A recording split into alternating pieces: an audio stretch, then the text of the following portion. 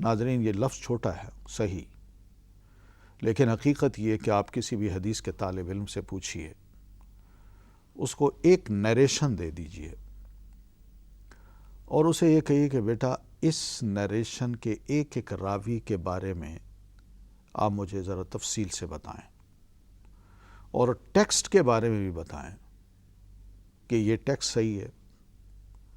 آپ حیران ہوں گے کہ وہ طالب علم ڈھیروں کتابیں کھولے گا، بے شک آج نیٹ پہ موجود ہے، لیکن ڈھیروں کتابیں وہ کھولے گا۔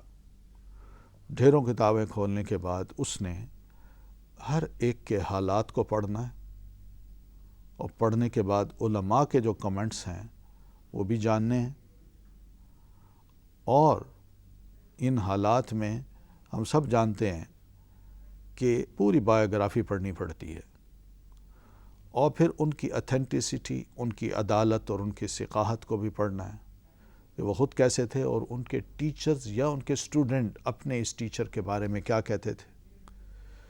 پھر یہ بھی دیکھنا ہے کہ یہ ڈائریکٹ کنیکٹڈ ایک دوسرے سے ہیں کہ نہیں ہیں۔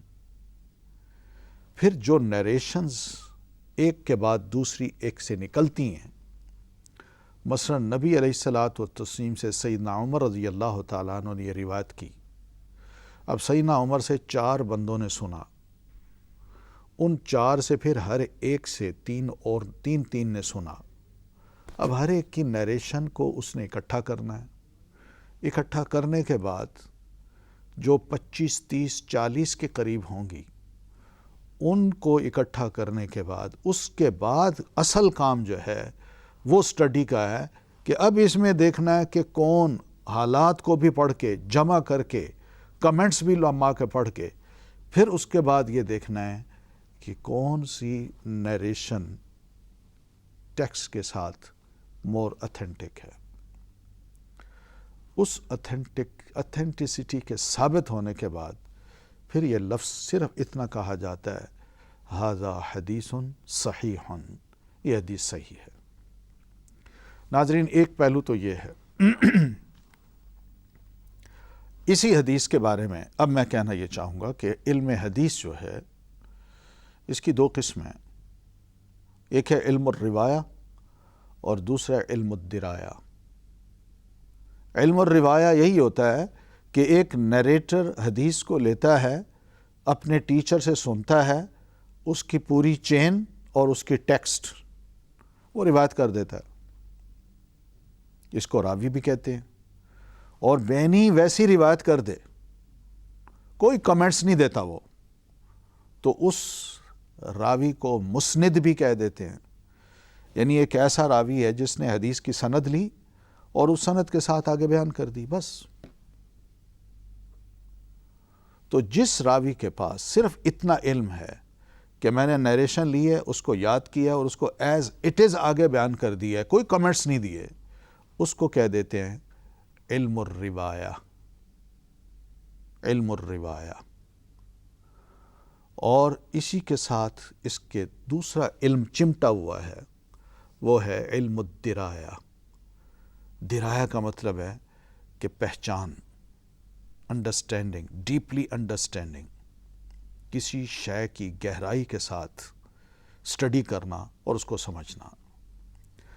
وہ یوں ہے، علم الدرایا یہ ہے کہ ایک ایک راوی کے حالات کو جاننا، ٹیکسٹ کو بھی پرکھنا، اور حالات کو جاننے کے بعد اور ٹیکسٹ کو پرکھنے کے بعد یہ ڈکلیئر کرنا کہ یہ حدیث صحیح ہے۔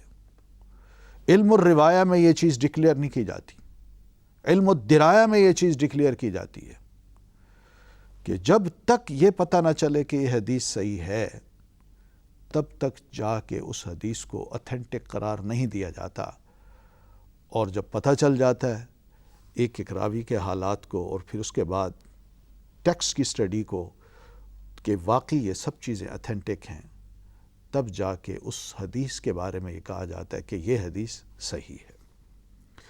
تو صحیح کے لفظ میں، صحیح کی ٹرم میں جہاں علم الروایہ ہے وہاں علم الدرایا بھی ہے، اس لیے کہ انڈرسٹینڈنگ کے بغیر حدیث کو روایت کیا ہی نہیں جا سکتا۔ انڈرسٹینڈنگ کے بغیر حدیث کے بارے میں یہ کمنٹس دیے ہی نہیں جا سکتے کہ یہ صحیح ہے یا یہ ضعیف ہے، جب تک حدیث کا گہرائی سے ہر اعتبار سے مطالعہ نہ کر لیا جائے، سند کو بھی اور متن کو بھی مطالعہ نہ کر لیا جائے، اس وقت تک کوئی محدث اس حدیث کو ڈکلیئر نہیں کرتا کہ یہ صحیح ہے۔ یہ ڈکلیریشن جب سامنے آتا ہے، پھر بھی اس کے بعد درایت کا میدان کھلا ہے۔ جو اس فیلڈ کے ماہر ہیں، چاہے موجودہ ہوں یا بعد کے آنے والے ہوں، ان کے لیے درایت کا یہ دروازہ کھلا ہے۔ وہ جب چاہیں اس حدیث کو اپنے مطالعے میں لائیں، اس کو پڑھیں، اس کو سمجھیں، اس کو دیکھیں اور اپنے علم کا کمال وہ پیش کریں۔ ہو سکتا ہے کہ پہلوں کی غلطی بتا دیں وہ، یا ہو سکتا ہے ان پر کئی دروازے اور کھل جائیں، تو یہ دروازہ بند نہیں ہے، لیکن کرنا اسی طرح ہے۔ یہ 5 چیزیں علم الدرایا کی جب تک امپلیمنٹ نہیں کی جائیں گی، چھٹی ہے ہی نہیں، حقیقت ہے چھٹی ہے ہی نہیں۔ جب اس طرح کی حدیث ثابت ہو جائے تو اس کو کہتے ہیں صحیح حدیث۔ ناظرین، روایت کے ساتھ درایت بہت ضروری ہے، اور درایت کے ساتھ روایت بھی بڑی ضروری ہے، لازم و ملزوم ہے۔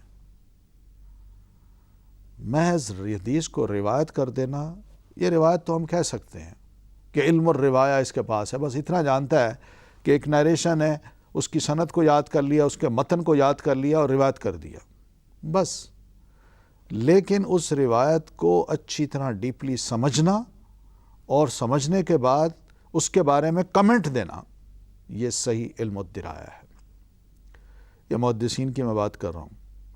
محدثین کرام نے اسی علم الدرایا کی بنیاد پر جب حدیث کو ڈکلیئر کیا کہ یہ صحیح ہے، تو ایک قدم اور آگے بڑھے، اور انہوں نے پھر حدیث سے ڈیڈیوس کیا، حدیث سے مسائل کا استخراج کیا، اور اس کو مزید ذرا فقہی رنگ دے دیا کہ یہ ہے وہ حدیث جس سے یہ مسئلہ ثابت ہوتا ہے۔